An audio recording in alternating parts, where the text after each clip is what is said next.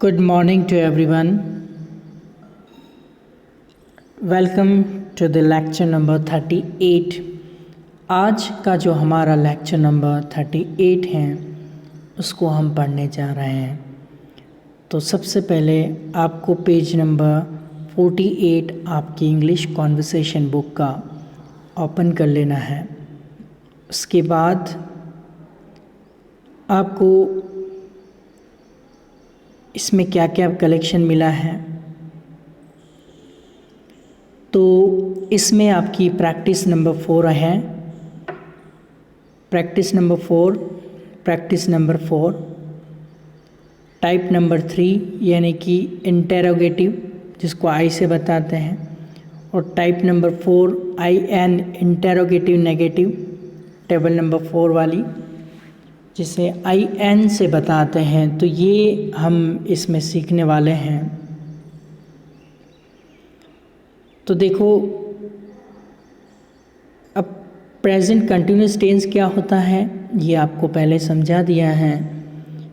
अपूर्ण वर्तमान काल में क्रिया चल रही हैं क्या, ऐसा समझकर चित्र देखना है और उसके नीचे जो जॉक्स है उनको अपने जो फ्रेंड्स हैं, family members, neighbour, friends, classmate, उनको बताने की आपको कोशिश करनी है। कोशिश नहीं, प्रॉमिस आपको करना है कि आपको बता रही है। आपको प्रैक्टिस करनी है, पूरा प्रैक्टिस बेस्ड है। तो यहाँ पे जो गेट लेवल है इसमें हम आपको बहुत ही अच्छे से समझाने की कोशिश कर रहे हैं, क्योंकि गेट लेवल बिल्कुल ज़ीरो लेवल का है, इसलिए इतनी ज़्यादा यहाँ पे मैं हिंदी बोल रहा हूँ कि आपको पूरा बेस जो है वो अच्छे से कंप्लीट हो जाए। तो चलिए ट्रांसलेट करने की हम कोशिश करेंगे। प्रैक्टिस 4 क्या होती है फिर से एक बार बता देता हूँ। प्रैक्टिस 4 में आपको इस पिक्चर को देखना होता है, समझना होता है, उसके नीचे जो सेंटेंस लिखा है वो पढ़ना होता है और अपने माइंड से आपको ट्रांसलेट करना होता है। और ट्रांसलेट करने के लिए राइट आंसर आपको इसी के ऊपर दे रखा होता है। नीचे हिंदी होती है, ऊपर इंग्लिश होती है। तो चलिए, जो हमारा फिर उसके नीचे क्या होता है, जोक्स होते हैं। वो जोक्स पढ़ने होते हैं, समझने होते हैं, और आप इस लैंग्वेज या अपनी लैंग्वेज में आपको वही जोक दूसरों को बताने की कोशिश करना है। You have to try your level best to tell the all jokes regarding to the practice number 4 to your friends. अब यहाँ पे ये जो सेंटेंस है, तुम पढ़ाई कर रहे हो या बात कर रहे हो। एक तो आप देखो कि इनके सामने किताब खुली हुई है, तो इनको क्या करना चाहिए, पढ़ाई करनी चाहिए। तो इनके पापा इनसे कह रहे हैं कि तुम दोनों जो हो वो पढ़ाई कर रहे हो या तुम दोनों बात कर रहे हो, दोनों में से क्या कन्फ्यूज़न है। ओके, तो सबसे पहले आपको हिंदी से इंग्लिश बनाने के लिए स्टेप नंबर 1 पूरा सेंटेंस पढ़ना होता है, कौन करके सब्जेक्ट निकालना है। स्टेप 2 सेंटेंस की लास्ट में जाना है और टेंस की पहचान करके हेल्पिंग वर्ड निकालनी है, और स्टेप 3 में पीछे से आगे आते रहना है। ये 3 स्टेप आपको अपनानी है। फिर से मैं एक बार रिपीट कर देता हूँ। स्टेप नंबर 1 में कभी भी किसी हिंदी के सेंटेंस का ट्रांसलेशन आपको इंग्लिश में करना है, तो हिंदी और इंग्लिश दोनों एक दूसरे के ऑपोजिट होती हैं, उल्टी होती है। तो आपको क्या करना है, स्टेप 1 में कौन करके सब्जेक्ट निकालना है और सब्जेक्ट सेंटेंस की फर्स्ट में रखना है। किसने से भी आप सब्जेक्ट निकाल सकते हैं। फिर दूसरी स्टेप में आपको सेंटेंस, हिंदी सेंटेंस के सबसे लास्ट में चले जाना है और एक एक शब्द को टटोलते हुए टेंस की पहचान करनी है। पीछे 2 शब्द में आपकी पहचान हो जाएगी। हैं होगा तो प्रेजेंट होगा, था होगा तो पास्ट होगा, और फ्यूचर है तो होगा।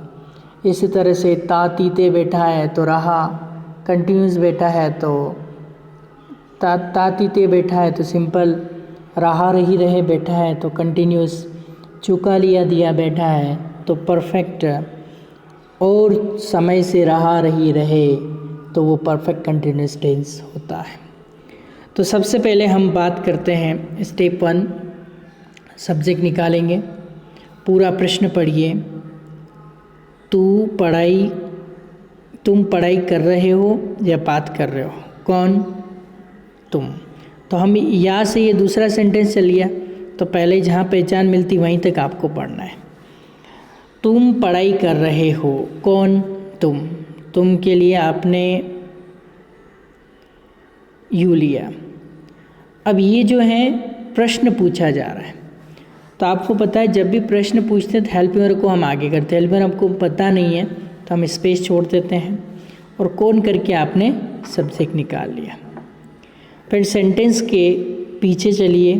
हो से आपको पता चल रहा है कि ये प्रेजेंट है, और रहे से आपको पता चल रहा है कि ये प्रेजेंट में कंटिन्यूस है।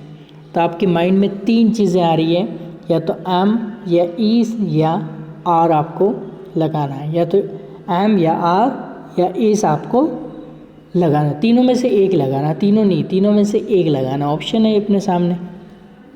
तो आप देखो आपने जो सब्जेक्ट निकाला वो क्या है? यू है। तो हम यू के साथ क्या लगते हैं? आर लगाते हैं। तो अब आर को आगे करेंगे क्योंकि प्रश्न पूछा जा रहा है, तो आर को आगे कर दिया है और यू पीछे अपनी जगह है ही है। फिर बात करने को क्या कहते हैं? पढ़ाई करने को क्या कहते हैं? स्टडी। और रहे शब्द आ रहा तो क्या जोड़ देंगे? ING। अब ये एक सेंटेंस पूरा हुआ, इसलिए पहचान निकाल के इसको हमने ट्रांसलेट कर दी। या को इंग्लिश में क्या कहते हैं? और। बात कर रहे हो, बात करने को क्या कहते हैं? टॉक। और रहे शब्द आ रहे हो तो टॉकिंग हो जाएगा। तो आर यू स्टडिंग और टॉकिंग? आप पढ़ाई कर रहे हो या बात कर रहे हो? ठीक है, तो इस तरह से क्या तुम पढ़ाई कर रहे हो? क्या तुम पढ़ाई कर रहे हो? ये बात कर रहे हो? तुम पढ़ाई कर रहे हो या बात कर रहे हो? क्या इस तरह का सेंस हम यहाँ पे लगा सकते हैं। ओके, चलिए नेक्स्ट इमेज में चलते हैं। नेक्स्ट इमेज क्या कह रही है आपकी? जैसे एक मम्मी है अपनी बेटी को कह रही है, क्या तुम स्कूल जा रही हो? या क्या तू स्कूल जा रही है? या तू स्कूल जा रही है? क्या ये क्या आगे भी हो सकता है, क्या पीछे भी हो सकता है। तो क्या आगे या पीछे होता है तो हमें सबसे पहले इंग्लिश में हेल्प यूर को आगे करनी होती है टाइप 3 में। तो हेल्प यूर अपने को पता नहीं तो हम थोड़ा सा स्पेस यहाँ पे छोड़ देते, समझिए ये है ही नहीं हमारे पास, थोड़ी सी हमने मार्जिन छोड़ दी। और उसके बाद हम कौन करके सब्जेक्ट निकालेंगे। तू स्कूल जा रही है, कौन? तू के लिए क्या आ जाएगा? यू। फिर सेंटेंस के पीछे चलो स्टेप 2 में। है से क्या पता चला? प्रेजेंट है। और रही से क्या पता चला? कंटिन्यूस है। तो आपके माइंड में 3 चीज़ें आ रही है, एम, इज या आर। तो अब आप ये देखो आपने जो सब्जेक्ट निकाला वो क्या है? यू है। तो यू प्लूरल है, तो प्लूरल के साथ क्या आता है? आर। तो जहाँ पे आपने स्पेस छोड़ी, जगह छोड़ी, वहाँ पे आप क्या लिख देंगे? आर लिख देंगे। तो ये यू के कारण आर को आगे कर दिया क्योंकि क्या पीछे या आगे है इसलिए। फिर हम सेंटेंस के पीछे चलते हैं। रहा है से पहचान हो गई जा को इंग्लिश में क्या कहते हैं? गो। और इसमें रहा आ रहा है तो रहा है तो ING जोड़ना है। और गोइंग के बाद कोई स्थान आता है तो हम बीच में टू लगाते हैं और स्कूल का स्कूल लिख देते हैं। तो are you going to school? क्या तू स्कूल जा रही है? या फिर तू स्कूल जा रही है क्या? इस तरह से कुछ भी सेंस आप लगा सकते हैं। क्लियर? फिर अगली इमेज में हम देखते हैं एक लड़का है, एक उसके फादर हैं, वो शेव कर रहे हैं यानी कि शेविंग कर रहे हैं, दाढ़ी बना रहे हैं। तो अब ये लड़का इसके पापा को कहता है, पापा दाढ़ी बना रहे हैं क्या? या पापा दाढ़ी बना रहे हो क्या? इस तरह से हम बोल सकते हैं। तो सबसे पहले ये क्या पीछे आ रहा है यानी कि आपको हेल्प यूर क्या करनी है? ये इसके पापा को नहीं कह रहा है कि पापा आप दाढ़ी बना रही, ये किसी और को पूछ रहा है कि पापा दाढ़ी बना रहे हैं क्या। यानी हो सकता है इसका ब्रदर हो, इसकी सिस्टर हो, इसकी मम्मी हो, तो ये उनसे पूछ रहा है कि पापा दाढ़ी बना रहे हैं क्या।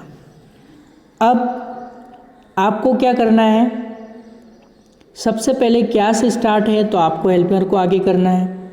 हेल्पिंग वर्ब आपको नहीं पता है, जब हेल्पिंग वर्ब नहीं पता होता है तो हम क्या करते हैं, स्पेस छोड़ देते हैं। ये स्पेस छोड़ दिया। फिर सेंटेंस के कहाँ चलते हैं, पहले कौन करके सब्जेक्ट निकालो। पापा दाढ़ी बना रहे हैं क्या, कौन, पापा। तो पापा को इंग्लिश में क्या कहते हैं, फादर। अब स्टार्टिंग में आपको क्या रखना है, हेल्पिंग वर्ब रखनी है। तो अब इसके लिए आपको जाना पड़ेगा सेंटेंस की भी, क्या से हेल्पर आगे आ गई, है से क्या पता चल रहा है, ये प्रेजेंट है, और रहे से क्या पता चल रहा है, ये कंटिन्यूअस है। तो आप क्या करेंगे,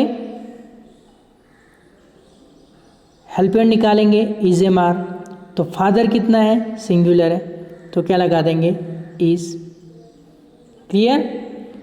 और दाढ़ी बनाने को क्या कहते हैं, शेव, और रहा शब्द आ रहा है तो शेविंग हो जाएगा। तो इज फादर शेविंग, क्या पापा दाढ़ी बना रहे हैं।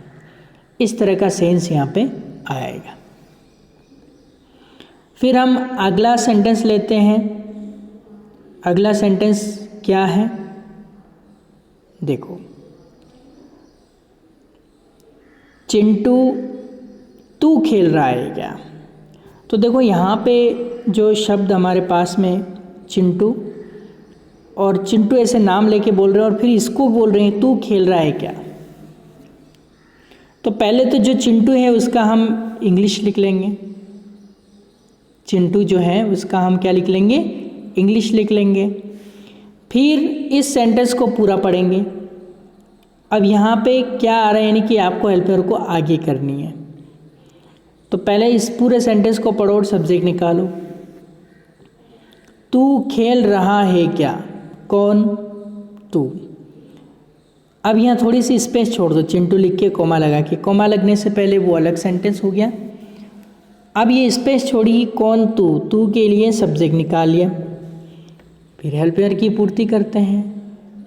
तो हेल्पिंग वर्ब की पूर्ति करने के लिए हम क्या करते हैं, सेंटेंस के पीछे चलते हैं।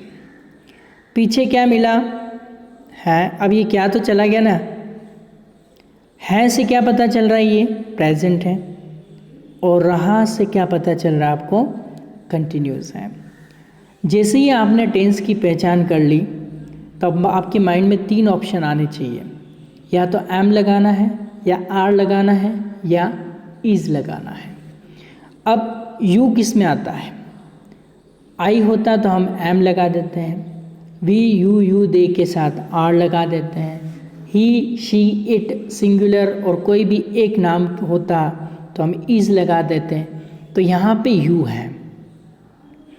अब ये यू है तो हम क्या लगाएंगे, आर लगाएंगे। तो जहाँ आपने स्पेस छोड़ा है वहाँ पे आप आर लगा दीजिए।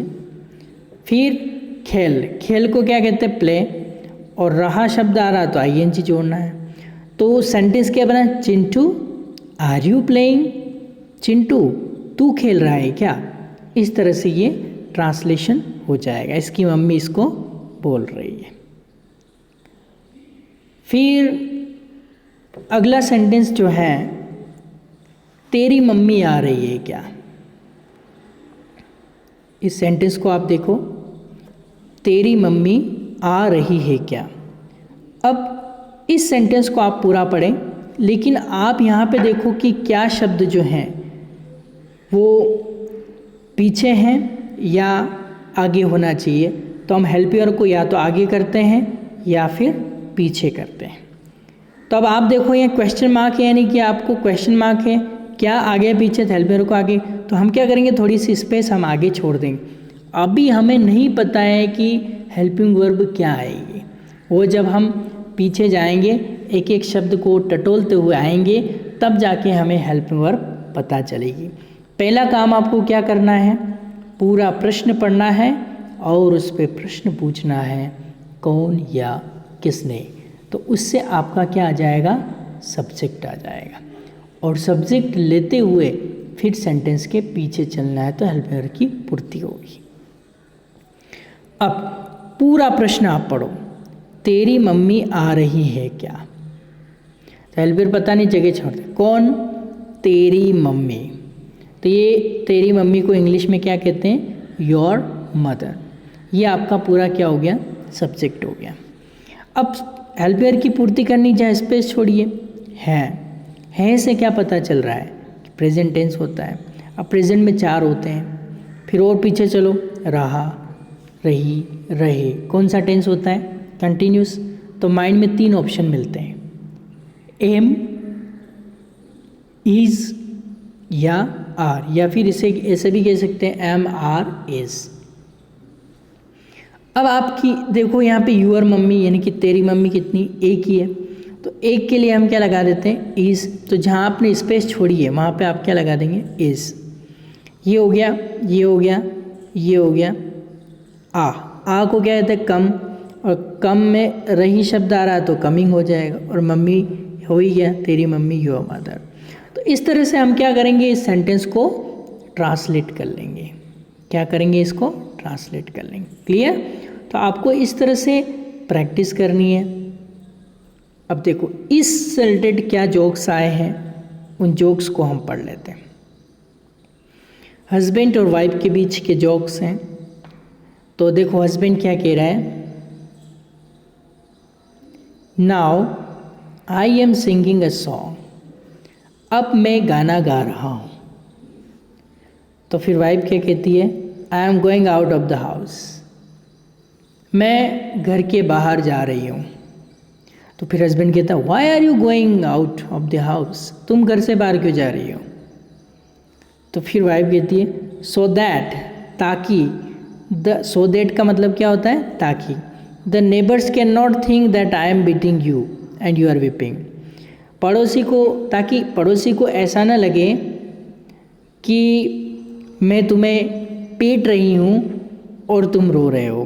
तो कहने का मतलब क्या हुआ, यानी वाइफ उसके हस्बैंड का फ़न बनाती है और कहती है कि आप ऐसा गाते हैं कि रोने जैसा, तो इसलिए मैं बाहर चली जाती हूँ ताकि पड़ोसी को ऐसा ना लगे कि मैं आपको पीट रही हूँ और आप रो रहे हो।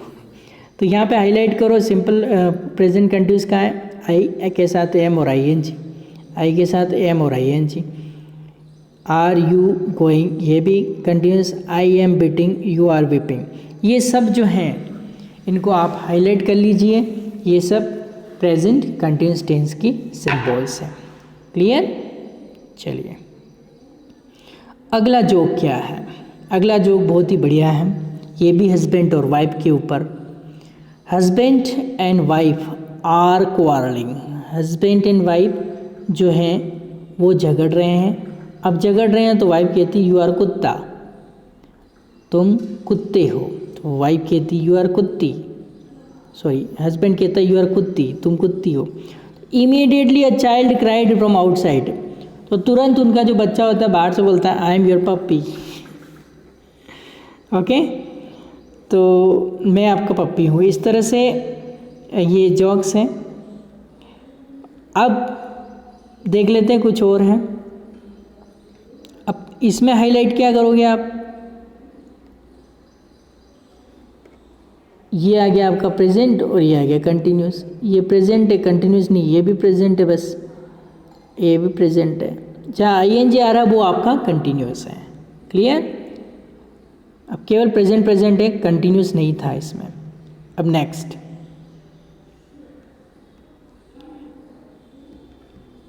नीना जो है वो कह रही है today I am looking very beautiful he said, उसने कहा मुझे कि आज मैं बहुत सुंदर लग रही हूँ।